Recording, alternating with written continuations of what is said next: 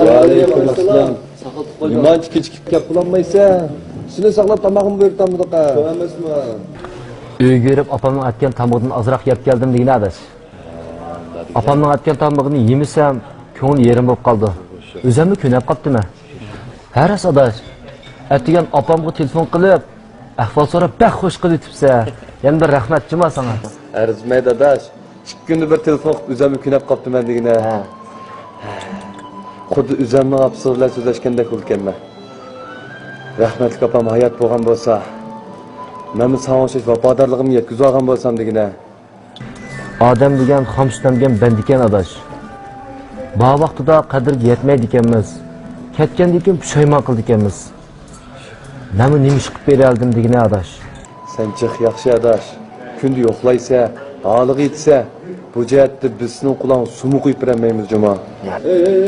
To'xtanglar. Bu sizlar nimalarni deyishyapsizlar? Ular bishim tushunamanmi buni? Sen tushuntirib qo'y adash. Ha menday. Asli bu mundaq gap adash. Biz kichikimizda dadam yoshlik tugab ketgan. Opam bo'lsa dehqon. Ayni vaqtda urug' tuqqanlar, qo'lim qo'shnilar opamga nasihat qilib, bolalarni o'qitaman demay, eriq ishlarga selam. Dehqon deganning bolasi yana shu dehqon bo'ladi desa, g'ayratli opam singlim ikkimizni o'qitib, xizmatga chiqardi. Undan keyin bizmi uylik o'choqliq bo'ldik. Shuning bilan singlim ikkimiz maslahat qilib, opamni yenimizga akib oldik. Uning ustiga opam hozir yolg'iz degina. Opamning bizdan boshqa yana nima xo'shaligi bor deysa, kunduzi xizmatda biz uyda yo'q. Bechora opam yolg'iz qoldi degina. Hozir yashanganlardagi devangni kesdim shu yolg'izlikdan kelib chiqyapmamdi.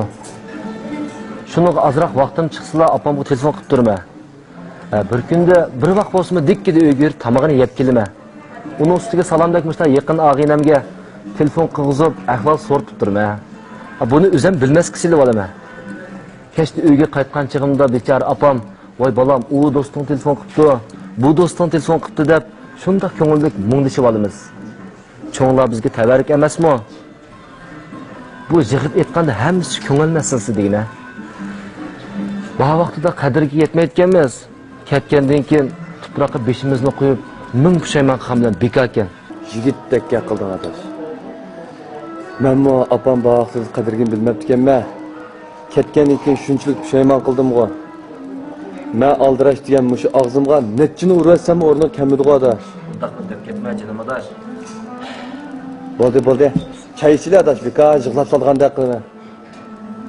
Hani ver. Oy. Nimani o'ylab ketding adaş? Bo'ldi ya? Abdullah. Rahmat sana adaş. Mana sen o'xshashlar jamuz anlamoq bo'lsa. Lekin sen qilgandan undan birini qilmoqni. Opam hozir tomoq etib Üydümünü saxlab o'tirdi. Bir gün bo'lsin boraydi. Bu cho'nglar yinildimi ekan? Ha. Unda bo'lsa sen yining bojimi biz qachon telefon qilib ko'rishib olsak bo'ldi, faroq bo'lalaymiz. Biz bolalarda bizga mehmon emasmi adash? Baba. Hozirlan borni o'tsa. Haqlar ekan. Bo'ldi. Buni ko'rishamiz. Bo'ldi. Aqlmoq bilan bana demamiz. Bo'ldi.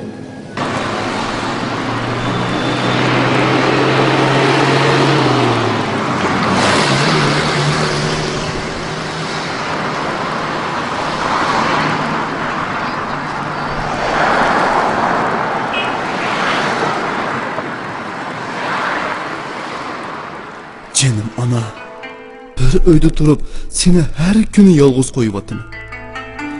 Gahida menga talmirib qarab ketsan. Lekin bir haqiqatimmi holing nechuk deb so'ramabdim.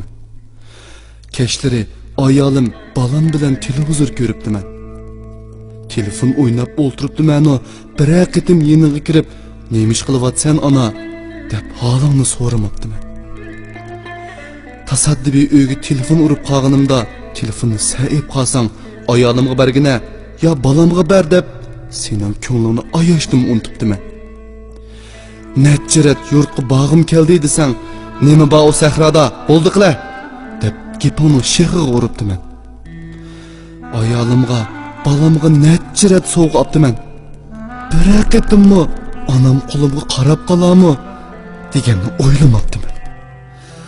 Mendan dilim qanchalik ranjigandi o ha ana.